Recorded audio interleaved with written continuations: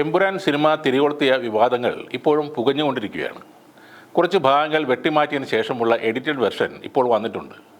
സംഘപരിവാർ സമ്മർദ്ദങ്ങൾക്ക് വഴങ്ങി സിനിമയിൽ മാറ്റങ്ങൾ വരുത്താൻ തീരുമാനിച്ചിട്ടും മോഹൻലാലിനും പൃഥ്വിരാജിനുമെതിരായ വിമർശനം ഇപ്പോഴും ശക്തമായി തുടരുകയാണ്. മോഹൻലാലിന് നേരെ വിമർശനം ഉണ്ടായിരുന്നെങ്കിലും ഏറ്റവും കൂടുതൽ ആക്രമണം നേരിട്ടത് പൃഥ്വിരാജ് തന്നെയായിരുന്നു. സംവിധായകനായ പൃഥ്വിരാജിനെ വ്യക്തിപരമായി തന്നെ വിമർശിക്കുന്ന സ്ഥിതിയാണ് ഇപ്പോഴും ഉള്ളത്. പൃഥ്വിരാജിൻ്റെ അമ്മ മല്ലിക സുകുമാരനെതിരെയും ഭാര്യ സുപ്രിയയ്ക്കെതിരെയും വളരെ മ്ലേച്ഛമായ പരിഹാസങ്ങളാണ് ഹിന്ദുത്വവാദികൾ എഴുതിവിടുന്നത്. പൃഥ്വിരാജ് ഗൾഫ് നാടുകളിൽ ആടുജീവിതം ഷൂട്ട് ചെയ്യാൻ പോയപ്പോൾ ഐസിസ് തീവ്രവാദികളുമായും താലിബാനുമായുമൊക്കെ കൂട്ടുകെട്ടുകൾ ഉണ്ടാക്കിയിട്ടുണ്ട് എന്ന ലെവലിലേക്ക് വരെ കാര്യങ്ങളെത്തി. അദ്ദേഹത്തെ രാജ്യത്തെ ഒറ്റിക്കൊടുക്കുന്നവൻ എന്നൊക്കെയാണ് സംഘ അനുകൂലികൾ വിശേഷിപ്പിക്കുന്നത്. ഇത്തരം ആക്രമണങ്ങൾ നടക്കുമ്പോൾ ഏറ്റവും നികൃഷ്ടമായ ഒരു ആരോപണവുമായി രണ്ട് സംഘ പ്രമുഖരും വന്നിരുന്നു. ഒന്ന് വക്കീൽ കൃഷ്ണരാജൻ, മറ്റൊന്ന് സംഘത്തിൻ്റെ അഭിമാനമായ നട്ടെല്ലായ പന്തളം ശ്രീജിത്ത്. പൃഥ്വിരാജ് മലയാള സിനിമയിൽ ഉയർന്നു വരുന്ന സമയത്ത് അദ്ദേഹത്തെ ഒതുക്കാൻ ദിലീപ് നോക്കിയെന്ന പ്രചരണം തുടക്കം മുതൽ തന്നെ സിനിമാ ലോകത്തുണ്ട്. പൃഥ്വിരാജ് നായകനായി ഉണ്ടെങ്കിൽ വേറെ ആരും അഭിനയിക്കരുത് എന്ന് വിലക്കിയിട്ടുണ്ട് അമ്മ. അതിൻ്റെ പുറകിൽ ദിലീപ് ആണോ എന്നത് വ്യക്തമല്ലെങ്കിലും മറ്റുള്ള നടന്മാരൊന്നും അന്ന് പൃഥ്വിരാജിനെതിരെ ഉണ്ടായിരുന്നില്ല. സംവിധായകൻ വിനയൻ്റെ സത്യം, അത്ഭുതദ്വീപൊക്കെ ചെയ്താണ് പൃഥ്വിരാജ് തിരികെ സിനിമയിലേക്ക് വന്നത്.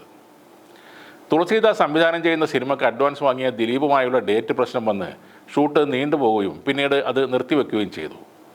അപ്പോൾ വിനയൻ്റെ നേതൃത്വത്തിലുള്ള മാക്ട ഫെഡറേഷൻ അഡ്വാൻസ് വാങ്ങുന്ന നടന്മാർ എഗ്രിമെൻറ്റിൽ ഒപ്പിടാൻ തയ്യാറാകണം എന്ന് പറഞ്ഞു.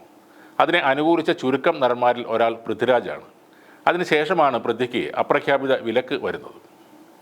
പൃഥ്വിരാജിൻ്റെ സത്യം സിനിമ റിലീസായപ്പോൾ ഒരു കാരണവുമില്ലാതെ തിയേറ്ററിൽ ആളെ കയറ്റി കൂപിക്കുകയും ചെയ്തിരുന്നു. എന്നാൽ പൃഥ്വിരാജിനെതിരെ താൻ നീങ്ങിയിട്ടില്ലെന്നാണ് ദിലീപും പറയുന്നത്. ഇപ്പോൾ സംഘം ദിലീപിനെ ഏറ്റെടുത്തിരിക്കുകയാണ്. സംഘപരിവാർ നായകനായ പന്തളം ശ്രീജിത്താണ് ഇത് തുടങ്ങിവെക്കുന്നത്. പണ്ട് കട ഞാൻ പൂട്ടില്ലെന്ന് പറയുന്നതും അപ്പോൾ തന്നെ പോലീസ് ജീപ്പിൽ കയറി ഇളിച്ചിരിക്കുന്നതുമായ ശ്രീജിത്തിനെ മലയാളികൾ മറക്കാൻ വഴിയില്ല. അതിനു മുമ്പ് ലോ കോളേജിലെ SFI പിള്ളേർ ഓടിച്ചിട്ട് തല്ലിയതും ഇതേ പന്തളം ജിയെ തന്നെയാണ്. ആ വ്യക്തിയാണ് മലയാള സിനിമയിലെ ഒരു നടിയെ ക്രൂരമായി അപമാനിച്ച കേസിലെ പ്രതിഭാഗത്തുള്ള ഒരുത്തനെ വെള്ളപൂശുന്നത്. ദിലീപിനെ ഒതുക്കിയത് BBC ജോലി ചെയ്തിരുന്ന സുപ്രിയയുടെ ബുദ്ധി ഉപയോഗിച്ചാണെന്ന് വരെ ഈ കഴുതകൾ പറയുന്നുണ്ട്. എമ്പുരാൻ സിനിമയെ എതിർക്കുന്നതിൻ്റെ കാരണം മനസ്സിലാക്കാം. പഴയ ഗുജറാത്ത് വംശഹത്യ വീണ്ടും ചർച്ചയാക്കിയ വിഷയവുമാണ് അതിന് കാരണം. ബൽരാജും ബജ്രംഗിയും ബാബുഭായ് പട്ടേലുമൊക്കെ ആരാണെന്ന് പൊതുജനങ്ങൾക്ക് വീണ്ടും ഈ സിനിമ കാണിച്ചു കൊടുക്കുന്നുണ്ട്. അതുകൊണ്ട് തന്നെ സംഘപരിവാറിൻ്റെ എതിർപ്പ് സ്വാഭാവികവുമാണ്. പക്ഷേ അതിനിടയിൽ ഇവരിൽ തീരെ വെളിവുകെട്ട ചിലർ ദിലീപിനെ വെള്ളപൂശുന്നതാണ് മനസ്സിലാക്കാൻ പറ്റാത്തത്. എന്തായാലും ദിലീപിന് ഇതൊരു അവസരമാണ്. BJPയിലേക്കും സംഘപരിവാർ കുടുംബത്തിലേക്കും അതുവഴി സിനിമയിൽ വീണ്ടും ഒരു സ്ഥാനം ഉറപ്പിക്കാനുമുള്ളൊരു അവസരമാണ് തുറന്നു കിട്ടുന്നത്. രാമസിംഹൻ മുതൽ രാജസേനൻ, വിജി തമ്പി, മേജർ രവി എന്നീ സംവിധായകരൊക്കെ ഇപ്പോൾ അവിടെയുണ്ട്. ദിലീപിനെ വെച്ച് ഇപ്പോൾ സംഘം ഒരു സിനിമ എടുത്താൽ അത് വലിയൊരു തിരിച്ചുവരവുമായിരിക്കും.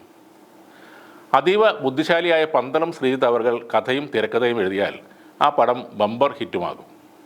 രാജ്യത്തുടനീളമുള്ള ശാഖകളിൽ മാത്രം പ്രദർശിപ്പിച്ചാൽ തന്നെ എമ്പുരാൻ്റെ കളക്ഷൻ റെക്കോർഡ് മറികടക്കാനും ഈ ചിത്രത്തിന് കഴിയും.